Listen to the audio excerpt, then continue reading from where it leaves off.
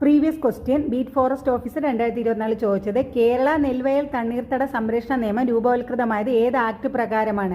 2008 28 number act പ്രകാരമാണ് കേരള നെൽവയൽ തണ്ണീർത്തട സംരക്ഷണ നിയമം.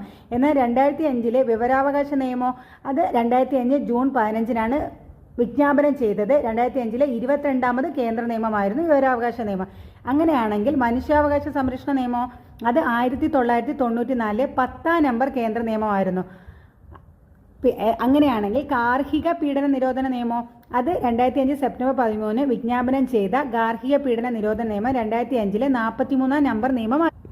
ഓരോ നിയമവും പറയാം. നെൽവയൽ തണ്ണീർത്തട നിയമം എന്താണ്? 2008 28 നമ്പർ ആക്ട്. പിന്നെ 2005 22ാം കേന്ദ്ര നിയമം അനുസരിച്ച് വിവരാവകാശ നിയമം. മനുഷ്യാവകാശ സംരക്ഷണ നിയമം 1994 10 നമ്പർ കേന്ദ്ര നിയമം. ഗാർഹിക പീഡന നിരോധന നിയമം 2005 43 നമ്പർ നിയമം.